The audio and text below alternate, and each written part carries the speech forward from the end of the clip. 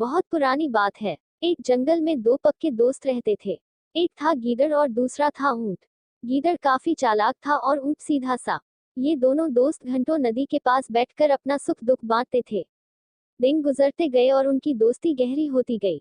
एक दिन किसी ने गीदड़ को बताया कि पास के खेत में पके हुए तरबूज हैं।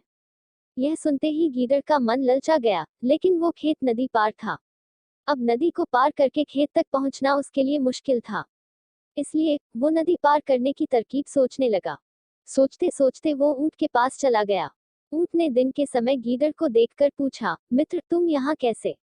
हम तो शाम को नदी किनारे मिलने वाले थे। तब गीदड़ ने बड़ी ही चालाकी से कहा, देखो मित्र, पास के ही खेत में पके तरबूज हैं। मैंने सुना है तरबूज बहुत मीठे हैं। तुम उन्हें खाकर खुश हो जाओगे, इसलिए तुम्हें बताने चला आया। ऊंट को तरबूज काफी पसंद था। वो बोला, वाह, मैं अभी उस गांव में जाता हूँ। मैंने बहुत समय से तरबूज नहीं खाए हैं। ऊंट जल्दी जल्दी नदी पार करके खेत जाने की तैयारी करने लगा।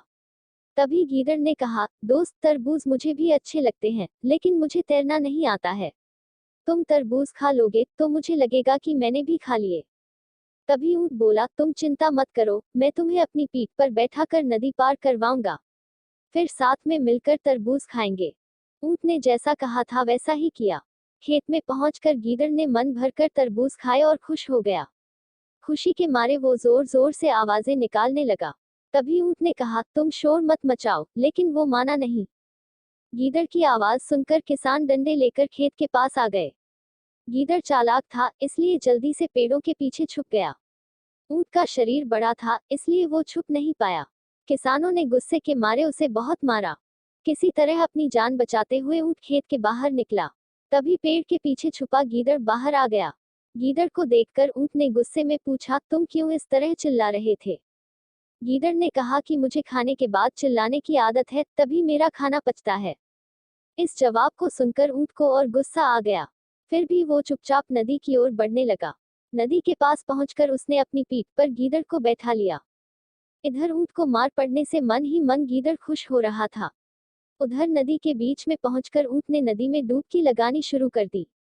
गीदड़ डर गया और बोलने लगा, यह क्या कर रहे हो? गुस्से में ऊंट ने कहा, मुझे कुछ खाने के बाद उसे हजम करने के लिए नदी में डुबकी मारनी पड़ती है। गीदड़ को समझ आ गया कि ऊंट उसके किए का बदला ले रहा है। बहुत मुश्किल से गीदड़ पानी से अपनी जान बचाकर नदी किनारे पहुंचा। उस दिन के बाद से गीदड़ ने कभी भी ऊंट को परेशान करने की हिम्मत नहीं की। शिक्षा, ऊंट और गीदड़ की कहानी से यह सीख मिलती है कि चालाकी नहीं करनी चाहिए। अपनी करनी खुद पर भारी पड़ जाती है। जो जैसा करता है उसे वैसा ही भरना होता है।